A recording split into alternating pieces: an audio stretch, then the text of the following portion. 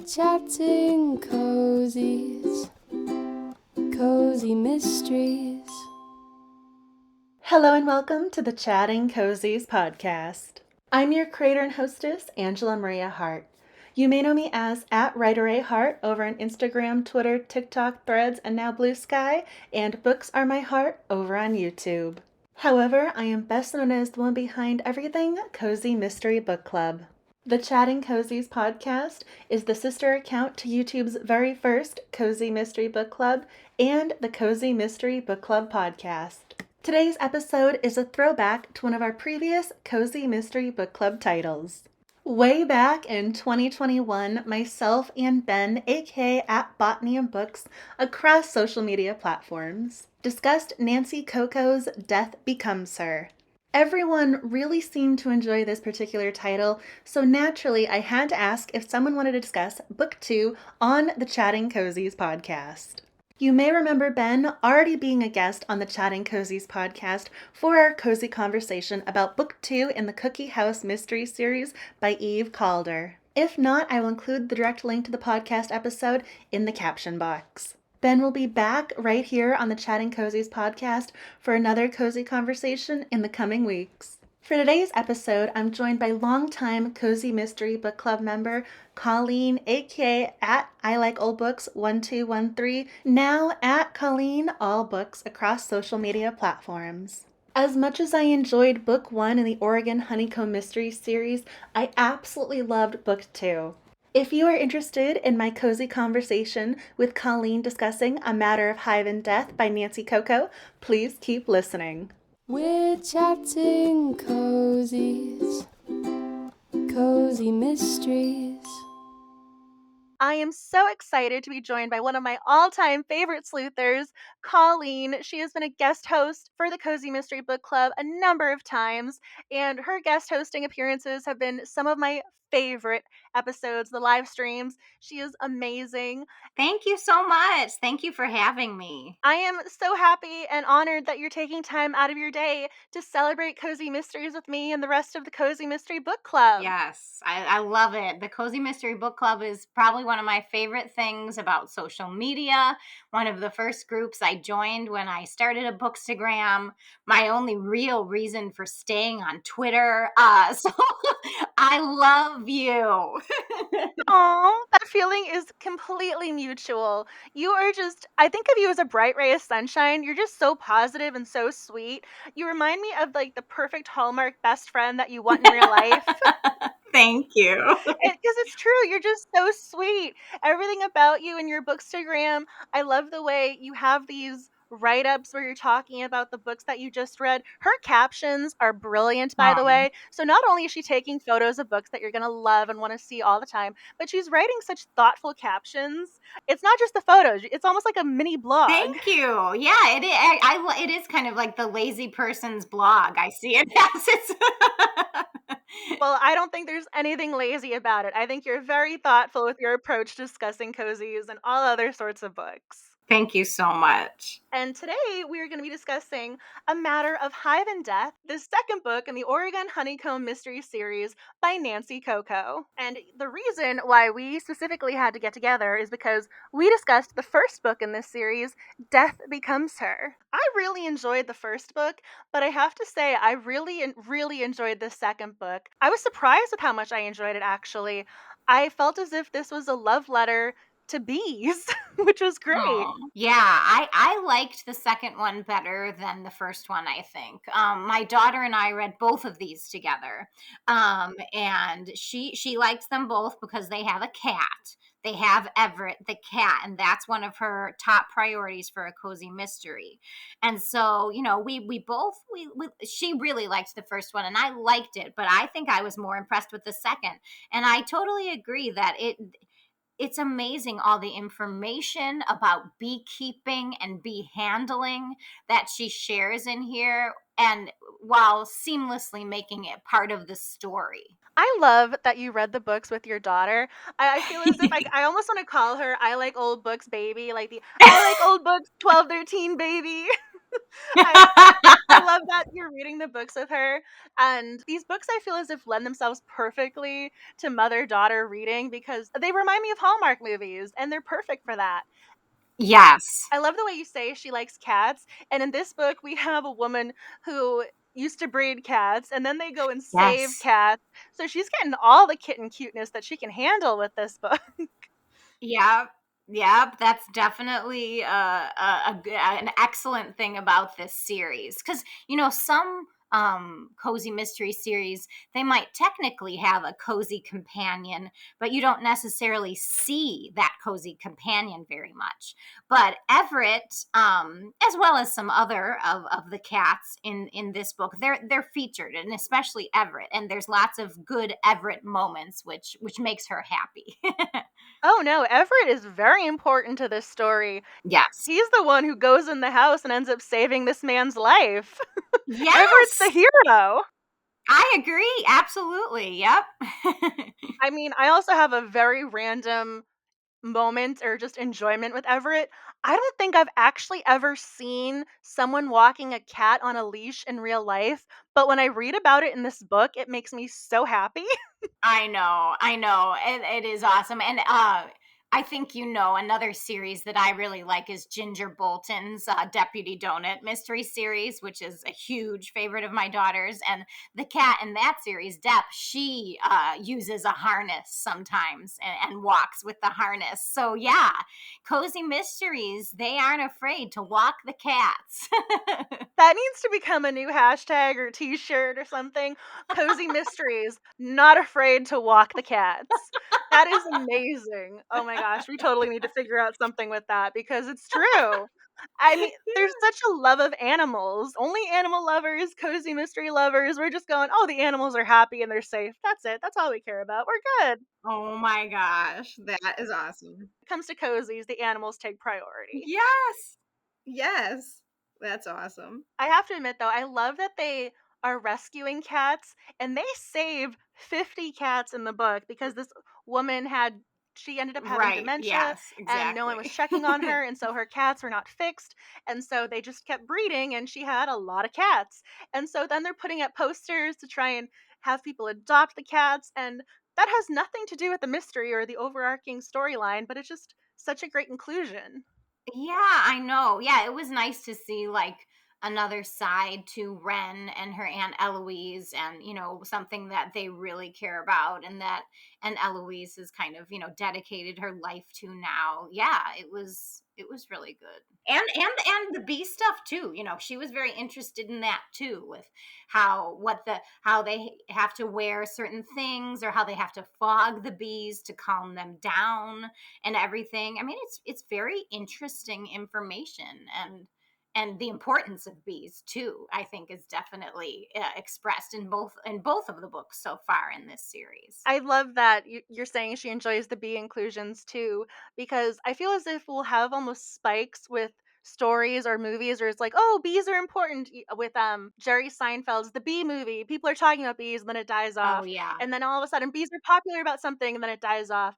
But this book definitely proves that bees are important all of the time across the board, and so I think that's what really hits home for me. It's yeah. not just a oh spike moment; it's consistent bee love. Yeah, and I really love how throughout the book she has those bee recipes or those, bee beauty product that you can make. It's really cool how those are included throughout the book. It was so funny to me because we have how to lighten your hair with honey, and then we have a muffin recipe, and then we have a tip about your sensitive skin. She must have done so much research about honey and bees. Right? I am very impressed with Nancy Coco right now. Yeah, I agree. So, what was it about book two that made you enjoy it more so than book one, or what was it that you enjoyed about this book? I thought the plot was really well done. I just felt like there was always something happening. Of course, there were lots of suspects, as there always should be in a cozy mystery, and lots of different avenues, that Wren and her friends were investigating. But because I felt that there was this kind of atmosphere of uh, almost a threatening atmosphere because throughout the book, people are getting attacked. And so people that maybe saw something or are possibly involved. And so there is this feeling of like, whoa, something's always happening. Who knows what's going to happen next? Like, is Wren even safe? Like, and so I think that she really kept the pace moving well with things happening. And so I thought that was really well done. I completely 100% agree with that. I also think part of it was we didn't just have an exciting moment, we got to stay in that moment. And there's a scene in which Wren is visiting one of her fellow beekeeping friends, and all of a sudden, someone is shooting at them. And you get the play by play where she drops to the ground and then she goes and gets the wife to drop to the ground so that she's safe. She's worried about her cat. All of a sudden she thinks, oh my gosh, was I shot? No, it went through my coat. And you see everything as it plays out. I kind of appreciate that instead of having almost a fast forward button, Mm. because every so often you'll have a book, they almost want to just get to the next scene. And I appreciate that she lets us stay in that action packed moment as we unpack it and as we experience it. So you get to appreciate it on multiple levels. Yeah, yeah. Oh my gosh, that scene was extremely intense. And we don't need, yeah, if we're not talking about the ending quite yet, but the ending, I'll just say, was like so exciting. I mean, the last, what, 50 pages or so of the book were like, oh my gosh. Like, it was crazy. I did not solve this mystery. I will be upfront and say that right now. I did not solve this one. I will say I did not like the return of the love interest. I was not a fan of Travis. Oh, And so, uh-uh. against minor spoiler alert, he's not going to be the love interest in book 3. Right. And I was very happy about that fact. I did not care for him when he showed up. And then he definitely put his foot in his mouth. And I thought, okay, we're saying goodbye to Travis. Yes. And then I did not mind saying goodbye to him once and for all, because Travis was I want Ren and Jim to get together. Yeah. So Travis for me was a distraction. He was unnecessary. Bye bye, Travis. Yeah, Travis was no good. Yeah, I yeah, my the whole time, like my daughter and I were constantly like, Travis. And we were very suspicious of him too. Like we, had feelings that maybe he was not as sweet as he might seem. And I asked her before I talked to you, what do you have anything you would want to mention about the book? And she said that she liked how tricky it was, that there were, some parts of the mystery, some people involved that she did not figure out, but that she really didn't like Travis. So we totally agree with you, Angela. I think that maybe he was very slick, Yes. or he was almost very polished in the way he approached things. He didn't have an authentic nature. No. And I don't know how you're able to capture that type of personality as a writer, but Coco nailed it. I am a big fan of the way Nancy Coco wrote this book. I was very impressed. I mean, the way you're able to have such strong feelings about a character, Yeah. it worked. And just the fact that like they had a past together, and he had let her down in the past.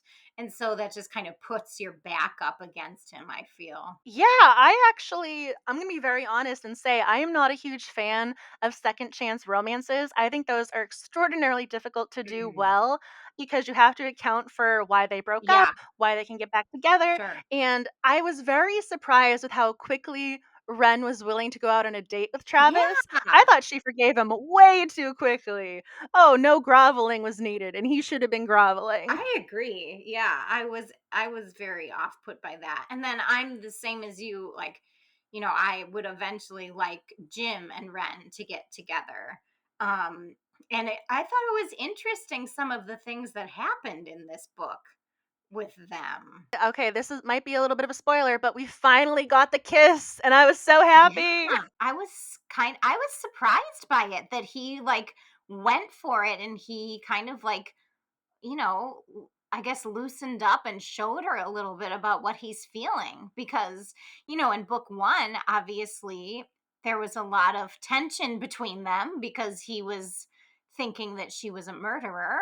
um, and Just a little bit of just a tension, little just, bit. a little bit of a suspect. And still in this book, I think there's tension because he's trying to, get her to stay out of it, and she's of course not listening to him and running her own investigation.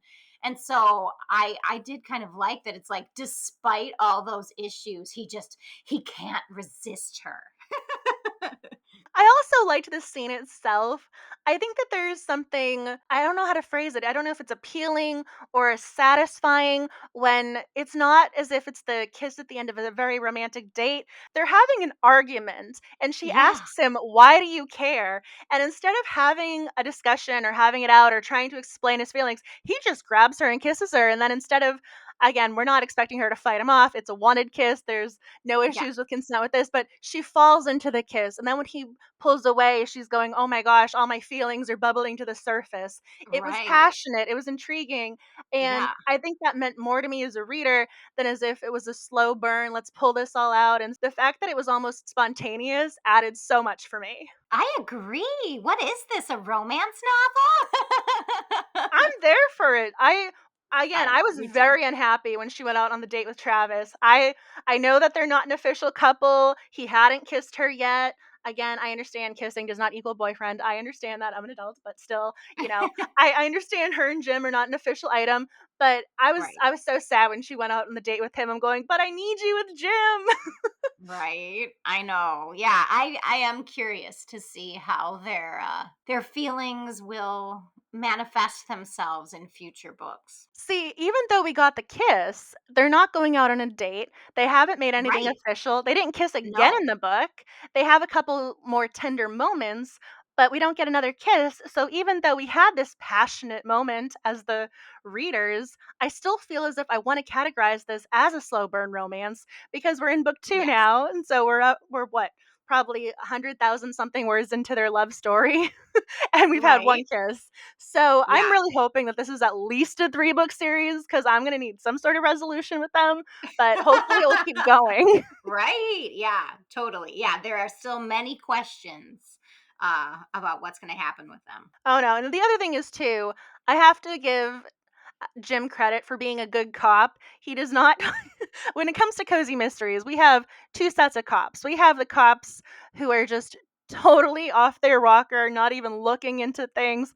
And then we have the boyfriend cop, or we have the cop who's somehow linked to the sleuther, but he Yes. he does his job. So I got to give him credit for being able to maneuver the situation with some grace and some tact. And she's not always happy about it, but he tries to do his job and still try to take care of her and make sure she's safe. So I got Yeah. to give him credit as a character with a profession that he's not exactly bad at.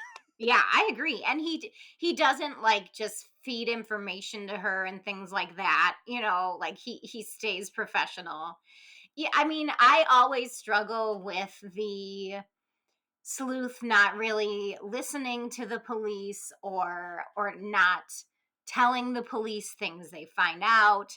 So I was still a little frustrated by Wren in this book, with how she would kind of go out on her own, and especially in some things towards the end, like where she wasn't letting Jim know what she was thinking. I thought, wow, if they had worked together, they could have, been even more efficient. So that's my one thing that I hope will I hope the tension between them and her desire to just do her own thing and disregard him will lessen in future books. I will say I was happy that she wasn't just doing that, looking over the shrubs, looking to the neighbor's backyard, being nosy. She wasn't being a little looky Yeah. loo. There were other characters who were Yes. asking her to look into the first death. There were other characters who were trying to pull her into the Yeah. mystery. So I do think that gave me a little bit more of a taking things with a grain of salt of, yeah, she was pulled into this mystery. She didn't just raise her hand, jump to the front of the class and go, "I've got this." Yeah, no, I definitely agree. I agree. And I feel I wrote about this when I posted my review on this. I feel like her Aunt Eloise is a bad influence. Like, she's like, "Here, you should go do this dangerous thing, or you need to solve this murder." Like, she just, I don't know. You don't need to tell him. So I'm gonna be fully upfront with this. There's a scene where Aunt Eloise is kidnapped, and if she was not just a kidnap victim and she was an actual murder victim, I wasn't really gonna be that upset about losing Aunt Eloise. No. And that's a horrible thing to say. I mean, thankfully these are fictional characters we're talking about people. But Yes. Aunt Eloise, my goodness, she is a big, bold personality. And Yeah. here's the reason why I'm kind of going, I wouldn't have missed her.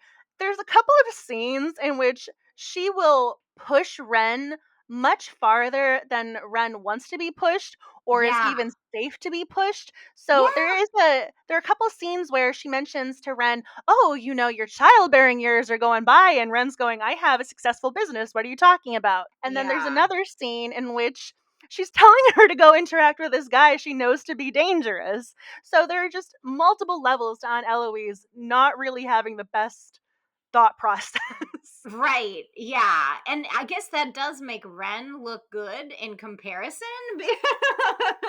But yeah, it's a frustrating dynamic sometimes. Because it happens more than once. I have to say, I didn't like you're almost out of your 20s and those are your childbearing years. And Yeah. here's this woman who's making products up in her apartment and she's creating her entire inventory by herself and she's running this business. She's doing things. She has her cat. She has the life that she's created. And I didn't like the way Aunt Eloise is the one who brought it up. If Ren brought it up, that is totally different. But I've Yeah. never been a fan of the external relative. I mean, there's always the mother or who wants to be the matchmaker, but Yeah. actually saying, "Oh, your childbearing years are behind you," that's harsh. Yeah. Yeah. Right. There's one thing with trying to set somebody up, there's another to say, "Hey, you got to get on that." Right. Like, excuse me, I'm running a business. Like, my life is full. Thank you very much. And also, she's trying to set her up with Travis. Right. She's not just trying to set her up. She's setting her up with a guy that, well, okay, we've been talking for a little bit. Travis is not a good guy. So No. she's not just trying to set her up. She also has very bad taste in who the setup is with. Yeah, I mean, it ends up being extremely, and yeah, and so it's like she doesn't have a very good detector, I guess, to who's really a good person. And sometimes when it's like an older mentor type person, you want them to be someone who's wise and can guide you. But that is not the case here. Oh no, Aunt Eloise, she needs someone to guide her. Yeah. She is not the wise old sage character. But you just reminded me of Mr. McGregor. There's something Oh, so endearing about the crotchety old neighbor or local who has that tough exterior but has the heart of gold on the inside. And I really liked his inclusion in this book. I liked his interactions with Wren. Yes, he's a little bit abrasive at the beginning, but as far yeah. as having an older character who's wiser, he might not necessarily be giving, the sage advice, but he is giving Wren information. He is there to help Yeah. her, and she helps him in return. So you just made me think of Mr. McGregor because, as far as older characters go, he's my favorite senior in this sleuthing story. Yeah, I agree. Mr. McGregor was great. That like that whole all the interactions with them and how she slowly kind of won him over. Yeah, that was a lot of fun. I really liked that. It was very endearing. I mean, he also had a rough go of things. Oh He my saw the gosh, didn't killers. see. Yeah, he was brutally attacked. This is the part where Ren is calling 911, and the voice operator at this point knows her Oh my because she's gosh, the it's one who's always ridiculous. finding bodies. It's always that same girl who answers the phone when she calls. Oh yeah, at this point it's almost as if, "Hey Josie, this is Ren. I found another body." Cuz even at the very beginning of the book, when we find the first body, Right, because there are I love how I say first body because we have the first victim that we find with the beehive. We have a gunshot victim who's shot twice. He doesn't die, but he's in right. the ICU. Yeah. Then we have the stabbing victim. Right. So I'm going, when we find body number 1, Yeah, and then we have a kidnapping later. yeah, she's always calling 911. He is. I think her number should be on high alert, or they should have her pre-established somehow. Yeah. Oh, Josie, she's answering the phone at least. She's earning her money. She's earning her paycheck as the operator. Yeah, and at least this time she's not giving bad advice because I'm pretty sure in the first book, Josie like gives her advice that ends up like incriminating Wren later. Like I feel like when she found the body in the first one. Oh yeah, I was going, what kind of operating school did you go to? What was the qualifications for this job? But this time though too, she actually I got to give Nancy Coco credit for this. She got the phone number for the EMTs and asked them if she should move Mr. McGregor That's because he right. fell forward and she couldn't see if he had any wounds. And so thankfully Josie did not offer any medical advice Yeah, and she called in the that's experts. right. So that was important. So Josie maybe redeemed herself in book 2. Yeah, that's right. I agree. Maybe that's one of the other reasons I liked the book, this one better. Feel as if it's frequent flyer discount. She's got to have maybe some sort of phone discount for always calling Yeah, 911. right. Yeah. It's going to have to know exactly where 911 is on the keypad. So, can we talk about the motive? Is that okay Yes. to kind of spoil that or I feel as if we've been talking for a little bit. okay. Spoilers, I feel as if at this point we should be allowed to discuss them. I'm going to go with. Okay. So what did you think of the motive behind everything? I thought that this mystery was exceedingly clever Mm, because we did not know exactly what was going on and we had different theories and we're trying to figure out if the first victim Elias what was going on in his life or the people he was interacting with mhm. and the fact that it turns out that people are smuggling things in the beehive I thought that was brilliant. Yeah, that was such a shock. I was like, "Oh my gosh." The idea that it's actually the hives that are like part of the reason behind these attacks is because they are the thing that needs to be protected. Yeah, that was really interesting. Because we have these different moments and different scenes or even lines of dialogue talking about how, oh, the hives are trash. We have people going after the hives because they don't like bees. And that's not the case at all. And then you're thinking about the victims and you're wondering whose bad side did they get on? What happened Yeah. there? The fact that it's also a beehive and you have bees guarding your loot is really smart if you're the Right, criminal. because Just going to throw that out there. nobody's gonna be sticking their hands in there. Yeah. I wonder if that's realistic. Like if that is something that would actually succeed using hives to, smuggle shady things. Like would that work or not? I don't know. Yeah, I'm trying to think. I mean, I don't know how far they're transporting these beehives, but I can imagine if you're putting bees in cargo of an airplane or something. I don't know if you're allowed to put bees on airplanes, but even if you're putting them on a truck, people will probably avoid the beehives because they're scared of the bees getting stung. Right. I can't see people really going up against the beehive trying to analyze it or get too much of a good look. Yeah. So, as far as criminals go, I think Nancy Coco might have just given some people ideas. Yeah, right. But yeah, that was probably one of the most unique motives I've read, in a while. And it also felt like high stakes. Obviously, I don't approve of smuggling drugs or illegal genetic materials. Um, I know. Let's throw another wrench into this mystery. It's not just smuggling, it's what they're smuggling Oh and my why. gosh. Yes. That, and again, I don't know if any of that would work, but yeah, the idea that they're actually trying to clone animals and get, illegal substances to be able to do that. That was pretty crazy. I ended up going online trying to figure out if cloning animals is a thing, and there are a lot of people who have thoughts on that online. I know that we have reference to the conspiracy theorists in the book, and somehow I think that's fitting based on what I Oh, found. yeah. We have the person who thinks Bigfoot is involved. We have somebody else who thinks there's a government conspiracy. But we know that cloning is possible. We have Dolly the Right. sheep, and I have to say, I thought the way Nancy Coco approached this cloning storyline, having the legal discussions with it, saying, "Oh, well, we can have the clone in the pregnant feline and then have that feline registered as the mother and this one will be registered as the father so we still have the line for pedigree so it still Mhm. works."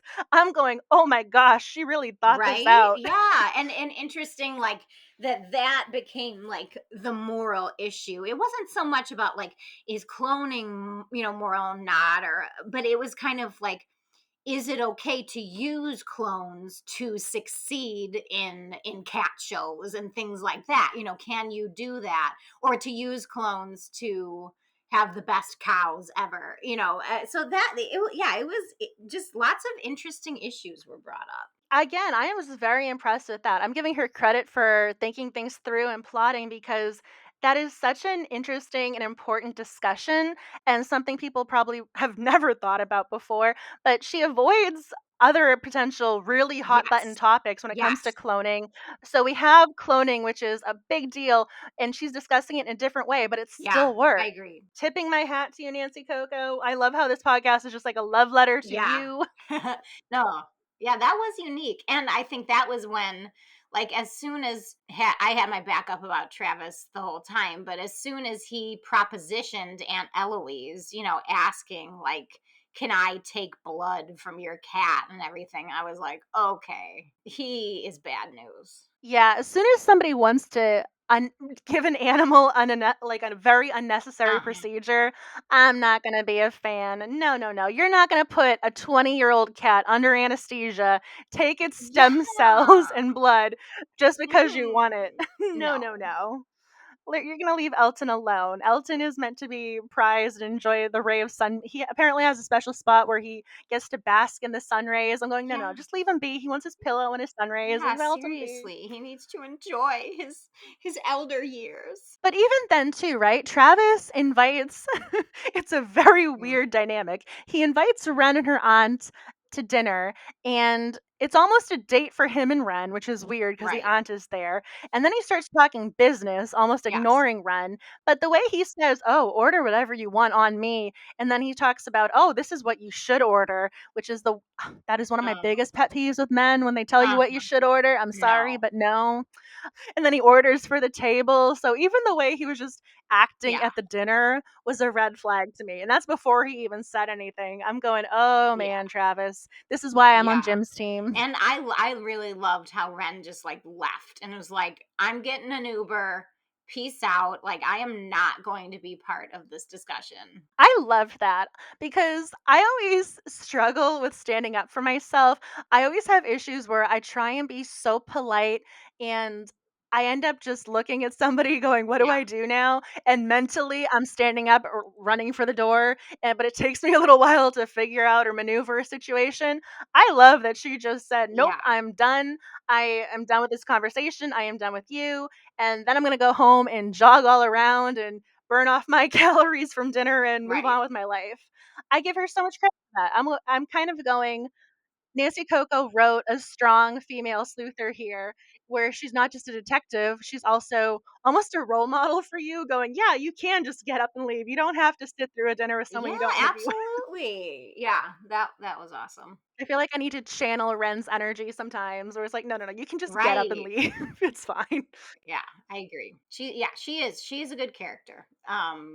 She's definitely, she doesn't other than sometimes making bad choices about not giving the police information. I feel she doesn't annoy me. You know, she's smart, she's talented, she works really really hard, and I like the book. I like that the book shows her working really hard.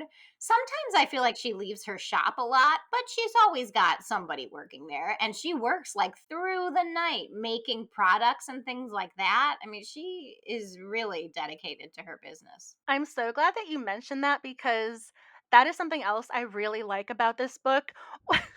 I I always love it. You see it a lot in probably movies more so than in actual cozy mystery books, but you do see it in books too, where the sleuther will just leave or go investigate, and you're going, "How are you paying your Yes. bills? How can you just leave your pet unattended for hours Yeah. on end?" I I always have these questions where I'm going, "This is not possible." So I like the fact that there is a realism to her actions, and yeah, she said at one point she stayed up until 5 a.m. Oh my making gosh. inventory because she woke up, I think she said at 9 or 9:30, and she was tired. I'm going, yeah, that's exactly what would happen if you're a self-made, Right. self-employed person in charge of making all of your own inventory during this Yep. huge sale.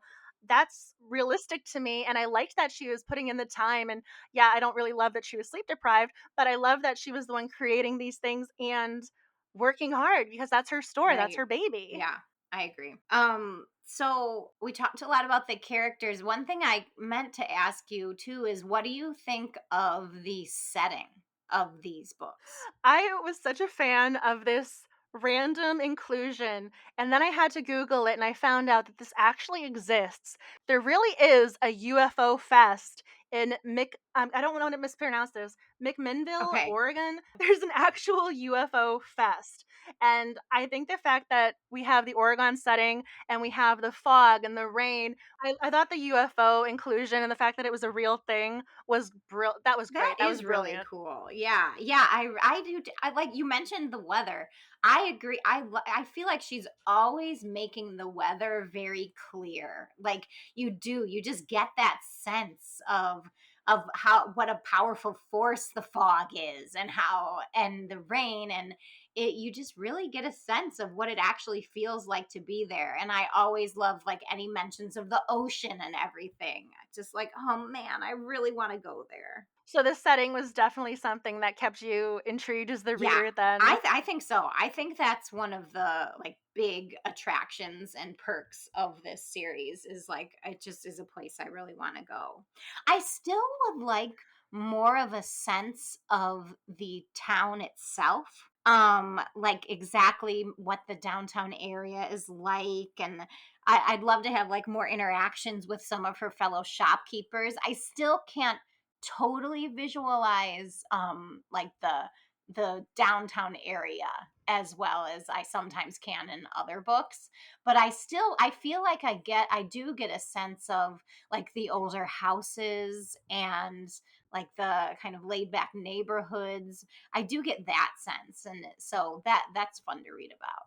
Oh yeah, I think we definitely get a good sense of the surrounding areas. Specifically, when we have that festival, we know exactly what's going on in Yes. McMinnville, Oregon. Like we understand exactly where this festival is taking place.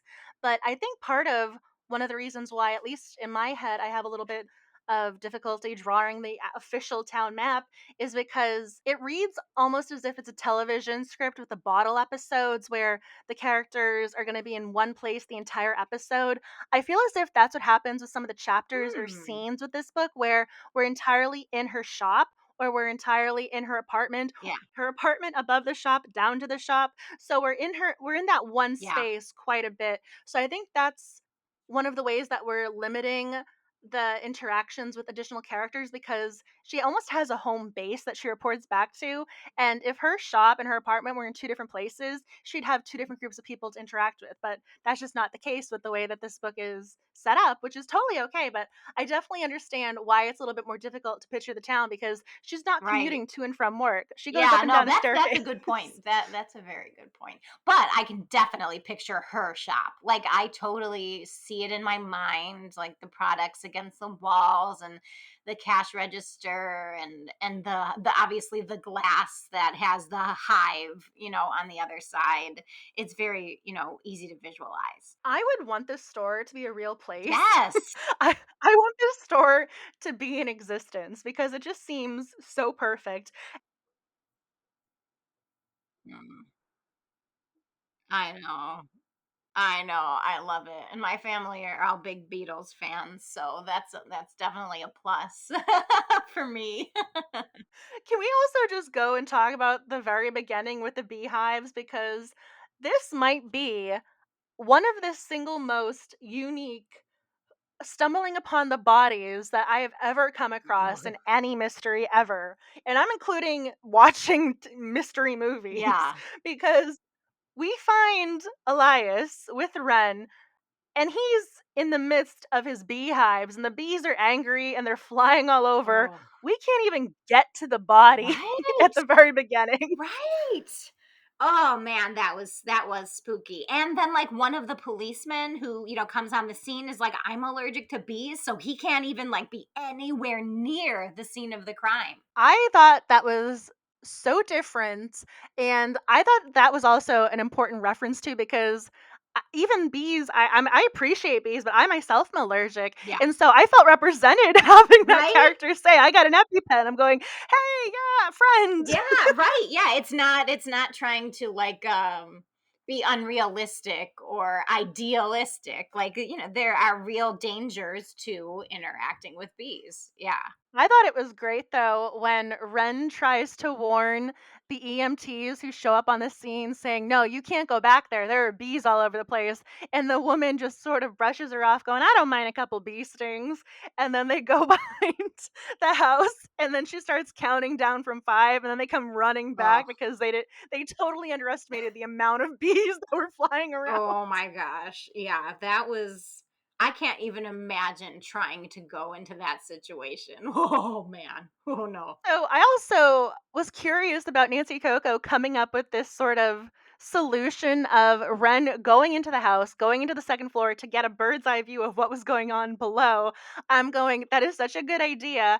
And again, it puts you into the scene in a different way. It prolongs this scene where you get all the Yes. different viewpoints and different kind of details with it. So for some reason, I love the fact that she has to go in the house to see the murder scene. Right. Yeah, that is really different. Yeah, you're right.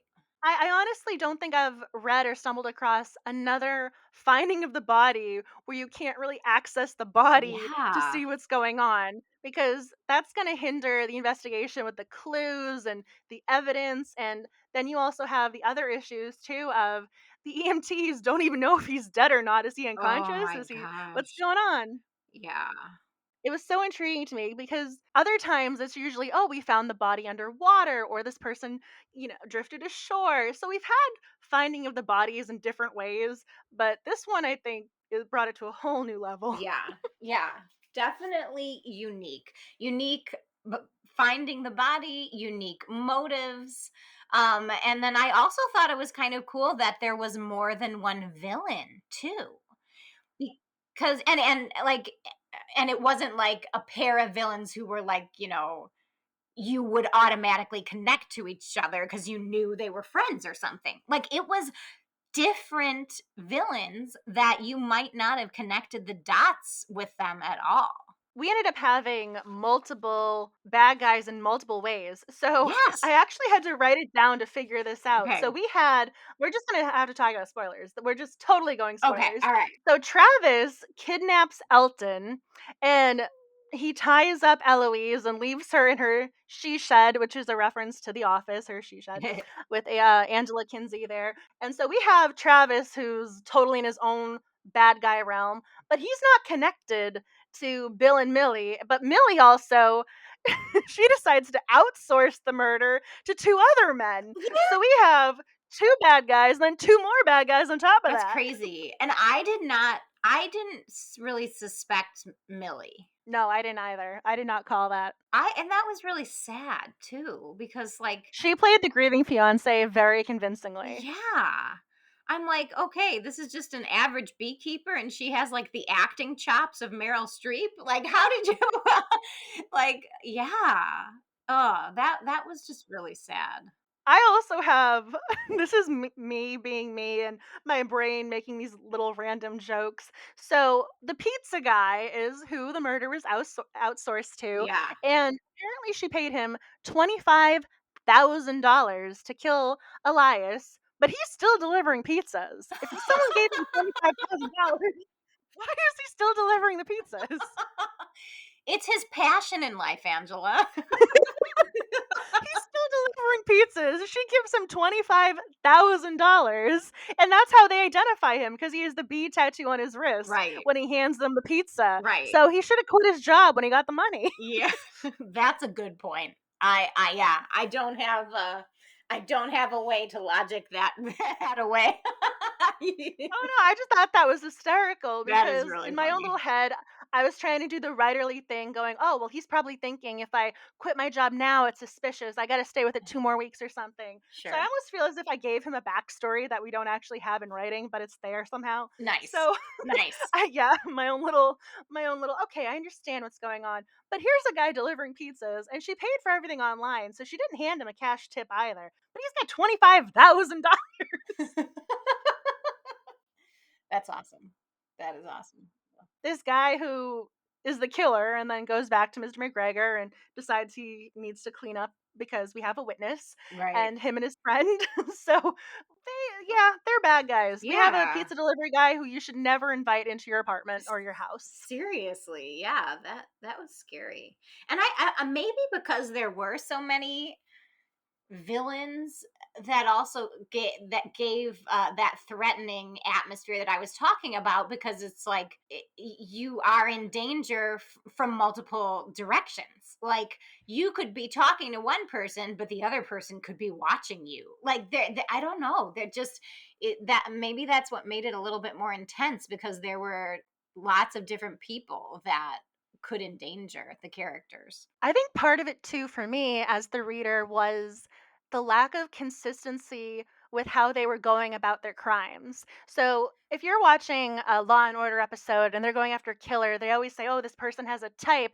Yeah, They like this weapon. They have this motivation." right. We have so many different killers that we have Elias who was found with the bees, and we think he dies because he's stung by so many bees and he has cardiac arrest. Then we have them shooting. we have them we have them going after Paul with a gun, and then we have Mr. McGregor who's stabbed. So we have all the different ways of trying to kill people. Plus, Yeah, we have Wren's apartment that gets broken into right. and is apparently torn to shambles. So we just have all these different things where you're kind of going, I don't know where to put this. I don't know how to think of this because we have this over here and then we have the knife. So who's going to do what next? Yeah. And anytime that she would like go running by herself, I was like, oh, I don't know if you should do that. I'm scared. Yeah, she was running at what, 10, 11 o'clock at night? Yeah. So I live in DC, and I remember when I was getting my master's at Georgetown, I was able to walk to and from my apartment, and I had a class that let out at 7, and it was really dark out. And I remember having my pepper spray in my hand, and people were near me. And again, Absolutely. I've got my backpack, I am ready. I'm, Right. and I'm not even in a bad area. And so this woman is jogging by herself on the pier, and apparently nobody's around. So I think Ren is kind of fearless. Yeah, really. Especially when she knows there's like bad people murdering. Yeah. Nobody's broken into my apartment, but I'm on the lookout. Right? Yeah. Yeah, she even says at one point that she could feel someone watching her, Yes. and she kind of caught people lingering outside. She saw someone by her car, and at one point the police officer even said, "Yeah, we swept it in case there's bombs or someone cut your brake." And she kind of pauses going, "I never thought of that." And I'm going, maybe "I totally thought her brakes were cut for a maybe Ren while." hasn't read enough cozy mysteries, so She needs to be educated in the world of yeah. mysteries. Trying to remember if there was something else about the book that I wanted to Hmm. mention. Was there something else that that jumped out at you, or there's Let something with me a scene or character where you're see. going, "Oh, I know what it was." Okay, the reason I paused was because I made reference to the UFO Yes. fest, but the other thing I was really really entertained by was the fact that Aunt Eloise wanted to dress up as an alien in the worst way possible. And Wren is not in the mood to dress up as a character. In book one, we have Halloween Town, and they're dressed up as characters every single day for an Which was, entire week. yeah, that was And so, intense. yeah, yeah, so Wren is not opposed to dressing up No. as a character. She just doesn't want to dress up as an alien, and I don't hold that No. against her. But the aunt, she makes a paper mache alien head. She is Yes. invested in this, and then she dresses up the cat. Yep. Oh yeah, absolutely. Costumes for the cats. Yeah, that was very funny. But that was another situation where I was like, Ren has a big sale that's going to be going on. She's exhausted. She's working so hard. Like, why are you pressuring her to, have to wear a costume or go to this thing where like she barely has time to do it? Oh, yeah, Aunt Eloise was also trying to pressure her to wear a costume. This to me is one of those moments where if someone says, "No, that's not something I'm interested in," you just say, "Okay," and then you ask your other friend if you want a Yes. costume or they want a I costume. agree. I don't like it when people pressure other people into stuff like that. Like, no. Uh-uh. Yeah. Yeah, she was really hounding her about wearing the costume. And then this is terrible. I almost feel as if she took advantage of the shooting. So Ren is almost shot. Again, this goes to your point about danger Yeah. in the air. A bullet goes through her jacket and they find the hole, and it kind of grazed her arm in a way, and she ends up really Yes. bruised and having a difficult time moving her arm. Aunt Eloise decides that's the costume, the Oh, sling. that's right. I totally forgot about that. Yeah, she somehow manages to turn her injury into an Oh my opportunity. god. Speaking, okay, so Aunt Eloise, in the last book, didn't she have a romance? Or am I totally making Ooh. that up? In the first book, wasn't there like a guy she was kind of seeing or something, and she didn't tell Wren about him, and so that's why Wren didn't know where she was at one time? Am I? I could be making that up. But if that did happen, I was wondering what happened to her. Yeah, because there was no mention of him in this one. I was gonna say, I mean, she is a big, bold personality. He might not have been able to handle it. Right. Yeah. I mean, that's definitely true. Oh, I was just gonna say, like with the romances too, I still want to have more of an understanding of Jim as a character, like Jim's personality. I want to know more. I really want to know more about him. Like he's always, in uniform, on the job, being really professional. And sometimes his, passion or his care for Ren breaks through. But I feel like I need to know more about who he is as a person. I agree with that. I definitely feel as if there's almost a physical and emotional attraction, but we haven't gotten the backstory of, oh, this is why I know that you're my person. This is how I know you're a good person. Yeah, I want those details, and I feel as if they're there, but this is why I'm saying we need to have at least book 3 I because I agree. need I need more. I agree. I totally agree. Which I mean, obviously that's good. That's what you want. You want your readers to be anxiously awaiting, further developments. I have to say though, there is something intriguing about Nancy Coco's writing in that way because wanting more is the goal. You never want Yeah. someone to say, "Oh, I have way too much information, edit this down." Yes. But I think she does that with additional characters too. So we have Elias who's the first murder victim, but then we have Klaus, who's the first suspect. And this guy, we kind of get some of his backstory. So he was a little bit of a criminal, and Wren hires him a lawyer. So again, Wren is a great person. She goes through the trouble of finding this young, fresh out of law school lawyer, and this guy was adorable. Yeah, He's just in a couple of scenes, but I loved I him. did too. And and so Klaus is there. He's a suspect, but then he kind of drifts away after the shooting and everything else that happens because he has alibis for that. So we have Klaus and we have his backstory, but like I want to know more about him. Yeah. He's not really a part of the rest of the book, but hopefully if he pops up in the rest of the series, we get to know more about his crimes or why he did what he did or how he cleaned up his life or decided to change the way his life was playing out. I almost want to know more about his backstory. Yeah. And again, wanting more, I think, is kind of a tribute to saying, hey, you got me intrigued with these characters. Keep going. Totally. And I'm also curious now, like I feel like because of the things that happen in this book, I feel like it's going to have a major impact on like the beekeeping community of the area because like they lost somebody and then this whole terrible scheme of exploiting the beehives was uncovered, including two of the like fixtures of the community turning out to be involved. Like that I feel like is going to make a big impact on them, so I wonder if that will be explored at all in future books. I was going to say, Wren might be taking over the local chapter Right. because, what's his name? Bill, I think, was the I president think of their so. local chap. Yeah, that's And right. then Millie, her engagement ring had a bee on it, and so she's gonna end up having to probably pawn that engagement ring for her legal fees for her upcoming trial. Yeah, so both of them were part of the beekeeping community. Paul, who was the shooting victim, he was shot twice. He has his bees, but Yeah. again, he is now injured and under the weather, and he's not gonna be capable of doing a lot. So I think Wren is gonna have a lot of slack to pick up when it comes to the bee community in her area. Yeah. I wonder. I hope that that's like acknowledged in future books, because that whole storyline is really interesting. Thinking about, the people that have dedicated their lives to this. So it would be cool to see that continue. I also want to know if Ren decided to keep her spying equipment.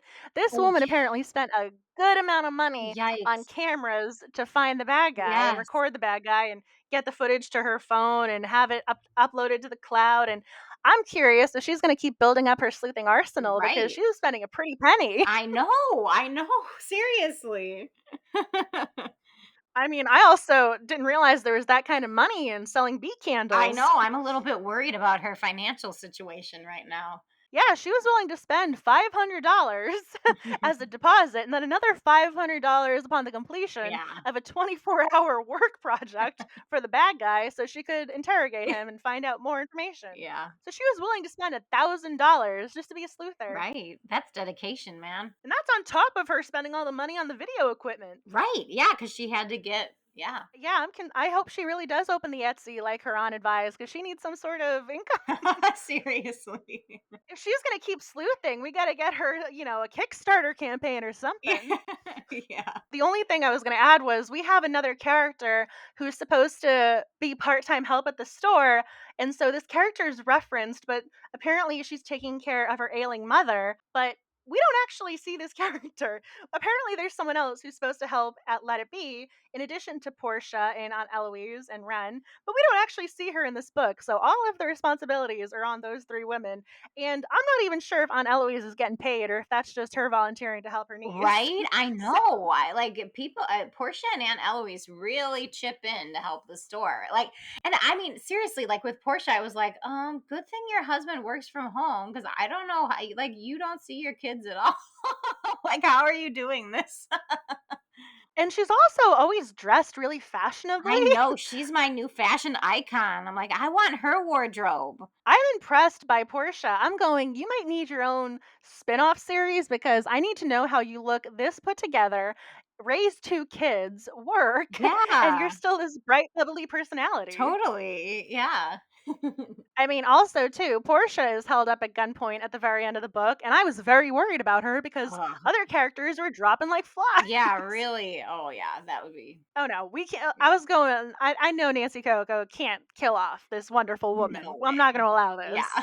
This is like killing off the cat. You can't do Oh it. my gosh. Oh my gosh. If that had happened, I mean, my daughter was freaking out when Elton got kidnapped. She was so upset and like mad and just was like screaming at Travis. If a cat died, that would be the end. I mean, we would never read the series again. That would just, I'm not gonna lie, I was genuinely concerned, and I always have this theory about cozy mysteries where the writer has a contract with the reader. I am mm, convinced writers know cozy mystery readers want these animals to be protected at all yes, costs. yes, That is my theory. yeah, And then I was doubting my own theory because this cat, they made a special reference to it being 20 years old yes, and how it has limited mobility. And I'm going, this cat is in a stressful yeah. situation with a stranger. And I'm just biting my nails mentally going, "Oh, this is bad. This is bad." I was really worried. I was convinced that there was a good chance that cat was not coming back home with Aunt Oh my Eloise. gosh. No. I mean, I know drama, suspense is part of the reading process, Yeah, but still, I was genuinely concerned about Elton's well-being. yeah, yeah. Yeah, and I mean, I guess that is an example of how she did really keep up the intense tone successfully in the book. I was gonna say, it sounds like me and your daughter had the same reading experience. Probably. Oh, no, and if that cat died, I was gonna be No. devastated. I was gonna be crying Oh, and yeah. holding my dog going, "I love you, you're Yeah. so cute and precious to Oh, me."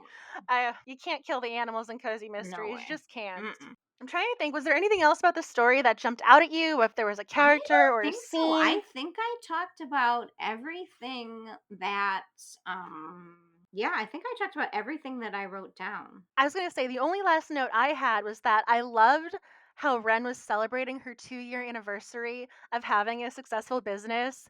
I was a little concerned at the beginning when she started saying, "Oh, people aren't here," and Aunt Eloise and Portia both said, "Oh, you've been advertising the giant sale coming up. People are probably waiting for the sale." Yeah. And thankfully, they were right. But I was so happy to read about her store being successful, having so many people waiting that they were getting annoyed because they were in line so long because there Yes. was that many people wanting to purchase I items. agree. I love that. I loved how she was saying she was giving them free candies in line to keep them appeased, and she was talking about how she had something for the kids with their reading stories so they could watch the bees and learn about bees and books. Yes. So I was just really happy to have this sort of I don't even know if we call it a plot line, but maybe part of the plot line, maybe its own little sub narrative about her planning the sale and the sale culminating and coming to this nice end where all of her samples with the lotions were totally gone. She had to keep making more. And so I just thought it was great that we got to see Wren really grow from opening her store to having a thriving business. So I just wanted to throw that in there and make reference to, oh, Wren has come a long way since we first Yeah. saw her. I totally agree because I mean, in the first book, there was concern that she might have to close the store because she was under suspicion and her lip balm was under suspicion. So yeah, it was really nice to see that like her small business is thriving. And apparently she has a website, but that's something that she's apparently still growing. Right. So this business, maybe it could be something even bigger down the line in the series. Maybe she has an online store Right. that blows up and ends up trending for some reason. I think that there's a lot of possibilities. So I like the fact that we have a lot of different doors that could be open for her and the bees. I agree. I agree. I did enjoy this book though. And again, I get concerned when I read a series as it's being published because a lot of the time I will wait until there's a certain amount of books in a series so that I know I get some sort of ending regardless of, oh, we're getting canceled after Yeah. 3 books, we're getting canceled at book 7 or something. And so I'm sitting here going, oh my gosh, there has to be a book 3. And if there's at least a book 3, I want there to be Right. I want there to be books 4, 5, and 6. And I'm concerned. I'm going, Nancy Coco, you better be writing, you better be typing. Right. Kensington, you can't pull the plug on this series. I agree. I want at I least a book agree. 3. At And my least. daughter feels the same too. Oh yeah. Everett is adorable and it makes me want to have a cat. And I have a dog and I'm Yeah. going, oh, do you want a little brother, a little sister? I think so. Those are all my notes. Is there anything else you wanted to add about the book or the writing or the story? No, that's it. I thought it was fun. It was fun to read. Good plot and everything. And so yeah, it's a thumbs up from me. I agree. So there's a theory where publishing the first book in a series, you have a lot that you have to accomplish, but there's also this common conversation apparently that I wasn't even aware of, where the second book is Mm, almost the sophomore slump, and writers are concerned, going, "Oh, the first book, that's the one I put so much time and energy into developing the world, and now I have to keep it going because I want to get the ball rolling for the world." And so I think Nancy Coco did not have a I sophomore slump. agree. I think Yeah, she kind of hit it I out of the agree. park. I think right. She knows what she's doing. I don't think she has to be concerned about sophomore slumps at all. So we're gonna have to figure out a way to Totally. read more Nancy Coco, add more Nancy Coco to our life, and more bee Yes, yeah, references, more bee absolutely. positivity. I do want to thank you for taking the time to speak with me and read this book and put time aside out of your day to celebrate Cozy Mysteries with me and the rest of the sleuthing family. I am so appreciative of you, and I just want to give you all the shout outs. Thank you, Angela. Thank you so much. I'm so glad that you're doing this podcast. I'm so grateful for all the things that you do for the cozy mystery community. You're the best. Oh, thank you. It is my absolute honor and pleasure. I love reading cozies. I love discussing them with the Cozy Mystery Book Club. And I'm so appreciative to all of you listeners for joining us today. If you already read A Matter of Hive and Death, please let us know. I would love to know what you thought of the book. If there is something else that you want to discuss, please start the conversation. Message us across platforms.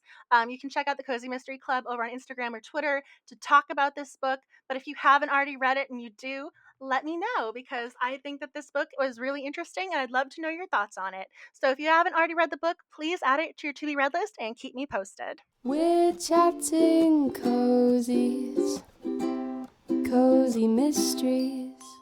Thank you for listening to today's episode of the Chatting Cozies podcast. I truly hope you enjoyed our conversation discussing A Matter of Hive and Death.